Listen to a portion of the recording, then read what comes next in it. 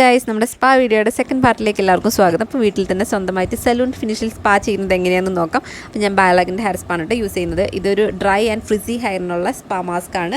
അപ്പോൾ എൻ്റെ മുടി ഭയങ്കര ഫ്രിസി ആയതുകൊണ്ടാണ് ഞാൻ എടുത്തത്. അതുപോലെ തന്നെ കോൺസെൻട്രേറ്ററും അതിനുള്ള തന്നെ ഡ്രൈ ആൻഡ് സെൻസിറ്റീവ് സ്കാൽപ്പിനുള്ളതാണ്. അതിനുശേഷം നമ്മൾ വേറൊരു പാത്രം എടുക്കുക. അതിലേക്ക് നമ്മൾ ഈ സ്പാ ഞാനിത് ഏറ്റവും ലാസ്റ്റ് ടൈമായി സ്പാ മുഴുവനായിട്ട് യൂസ് ചെയ്തപ്പോൾ അതിൽ നിന്ന് ഞാൻ ഏകദേശം എനിക്കൊരു 4-5 സ്പാച്ചുല വരെ കിട്ടിയിട്ടുണ്ട്. ഏകദേശം അത്ര മതിയാവും എൻ്റെ ഹെയറിന്. അതിനുശേഷം നമ്മൾ ഈ കോൺസെൻട്രേറ്റിംഗ് യൂസ് ചെയ്യുന്നുണ്ട്. അപ്പോൾ 7 times ആണ് നമ്മൾ മാസ്ക് എടുക്കണമെന്നുണ്ടെന്ന് വെച്ച് കഴിഞ്ഞാൽ അതിലേക്കായിട്ട് ഡിവൈഡ് ചെയ്തെടുക്കുക. അതിന് ശേഷം ഒരു സ്പൂൺ റോസ് വാട്ടറും കൂടി ആഡ് ചെയ്തിട്ട് നല്ലപോലെ ഇത് മിക്സ് ചെയ്ത് കൊടുക്കുന്നുണ്ട്. അതിനുശേഷം ഞാൻ മുടിയൊക്കെ നല്ലപോലെ ഷാംപൂ വാഷ് ചെയ്തിട്ടുണ്ട്. കണ്ടീഷണർ ഒരു കാരണവശാലും യൂസ് ചെയ്യരുത് കേട്ടോ. എന്നിട്ട് മുടി ഷാംപൂ വാഷ് ചെയ്തിട്ട് ജസ്റ്റ് ഒന്ന് ടവൽ ഡ്രൈ മാത്രമേ ചെയ്തിട്ടുള്ളൂ. മുടി ഉണങ്ങാൻ പാടില്ല. ഒരു വെറ്റ് ഹെയറിലാണ് നമ്മൾ സ്പാ ക്രീം അപ്ലൈ ചെയ്ത് കൊടുക്കേണ്ടത്.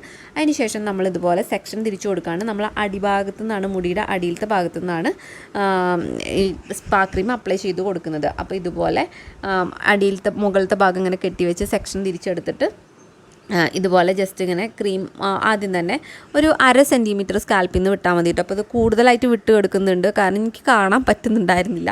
എന്നിട്ട് അതിന് ശേഷം നമ്മൾ ഈ 2 വിരലുകൾക്കിടയിൽ വെച്ചിട്ട് ഇതുപോലെ ഇങ്ങനെ ഇമ്മൻസിഫൈ ചെയ്ത് കൊടുക്കുകയാണ് ചെയ്യുക. അങ്ങനെ ചെയ്ത് കഴിഞ്ഞാൽ മാത്രമേ ആ ക്രീം നമ്മുടെ മുടിയിൽ കറക്റ്റായിട്ട് പറ്റുള്ളൂ.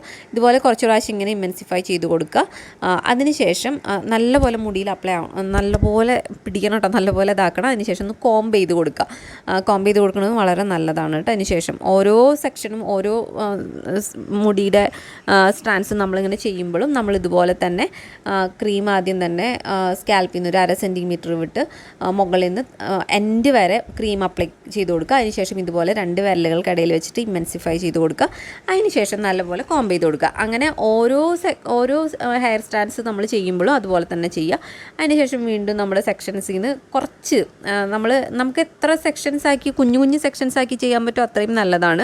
അപ്പോൾ നമ്മളിത് പെട്ടെന്ന് തീരാൻ വേണ്ടിയിട്ട് 2-3 ഒക്കെ സെക്ഷൻ ആക്കിയിട്ടൊക്കെ ചെയ്യുന്നുണ്ട്. അപ്പോൾ കട്ടി കുറവുള്ളതാണ് ക്രീം അപ്ലിക്കേഷൻ മുടിയിൽ കൂടുതൽ പിടിക്കാൻ നല്ലത്. അപ്പം ഞാൻ ഇതുപോലെ ഇങ്ങനെ മുകളിൽ നിന്ന് താഴെ വരെ ക്രീം അപ്ലൈ ചെയ്ത് കൊടുത്ത് ഇമ്മൻസിഫൈ ചെയ്ത് കൊടുത്ത് പിന്നെ നല്ലപോലെ കോംബ് ചെയ്ത് കൊടുക്കുക. പിന്നെ അത് മാത്രമല്ല കേട്ടോ, നമ്മൾ ഷാംപൂ വാഷ് ചെയ്തിട്ട് നമ്മൾ ക്രീം അപ്ലൈ ചെയ്യുന്നതിന് മുന്നേ തന്നെ മുടി നല്ലപോലെ നല്ലപോലെ ടാങ്കിൾ ഫ്രീ ആക്കണം. മുടിയിൽ ജടയുണ്ടെന്ന് വെച്ച് കഴിഞ്ഞാൽ നമുക്ക് ഈ ക്രീം അപ്ലിക്കേഷനൊന്നും അത്ര ഈസി ആയിരിക്കില്ല.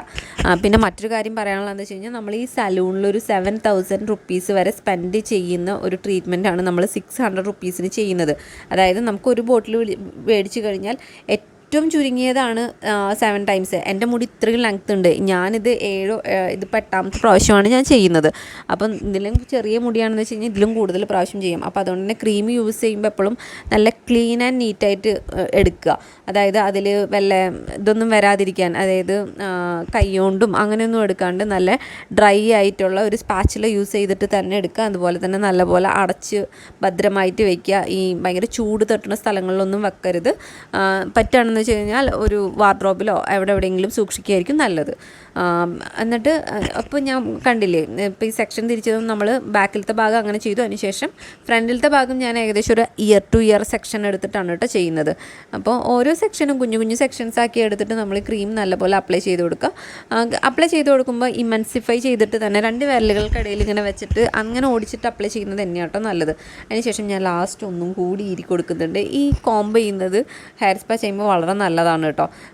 അപ്പോൾ ഈ ബാക്കി വരുന്ന ബാക്കി കുറച്ച് ക്രീം വന്നിട്ടുണ്ടായിരുന്നു, അതൊക്കെ ഞാൻ ആ മുടിയുടെ തുമ്പ് ഭാഗത്തും എല്ലാ ഭാഗത്തായിട്ട് തേച്ച് വെച്ചു. ഇനി നമുക്ക് സ്പാ ചെയ്യുമ്പോൾ നമുക്ക് സലൂണിൽ പോയി ചെയ്യാച്ചാൽ അതിൽ കിട്ടുന്ന ഏറ്റവും വലിയ ബെനിഫിറ്റാണ് ഇങ്ങനത്തെ മസാജ് കിട്ടും. അപ്പോൾ പക്ഷേ മസാജിന് വേണ്ടിയിട്ട് നമ്മൾ നല്ല പൈസ ചിലവാക്കണം. അപ്പം നമുക്ക് ഇതുപോലെ വേറെ ആരെങ്കിലും വീട്ടിലുണ്ടെന്ന് വെച്ച് കഴിഞ്ഞാൽ ഇതുപോലെ മസാജ് ചെയ്യിപ്പിക്കാം. അതല്ലെങ്കിൽ നമുക്ക് തന്നെ ചെയ്യാവുന്നതാണ്. അപ്പോൾ ഞാൻ ഈ ഫ്രണ്ടിൽ ഏറ്റവും ആദ്യം ചെയ്ത മസാജിനെ എന്താ പറയാമെന്ന് എനിക്കറിയില്ല. അതിനുശേഷം രണ്ടാമത് ചെയ്തത് വെറുതെ റൗണ്ട് നമ്മുടെ ഫിംഗർ ടിപ്പ് കൊണ്ട് മുകളിൽ താഴത്തുനിന്ന് സ്കാൽപ്പിൽ നമ്മുടെ തലയുടെ താഴത്തുനിന്നും മുകൾ വരെ ഇങ്ങനെ റൗണ്ട് മസാജ് കൊടുത്തു.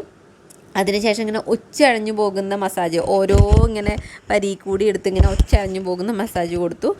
അതിപ്പോൾ ഒരു കൈ കൊണ്ട് എനിക്ക് ചെയ്യാൻ അറിയാൻ പാടുള്ളൂ കേട്ടോ. അപ്പോൾ അതിനുശേഷം പിന്നെ മസാജാണ്. താന്ന് മലയാള അക്ഷരമാലയിലെ തായാണ് സ്കാൽപ്പിൽ ഇങ്ങനെ എഴുതിക്കൊണ്ടിരിക്കുന്നത്. ഫിംഗർ ടിപ്പ് കൊണ്ടാണ് കേട്ടോ എഴുതുന്നത്.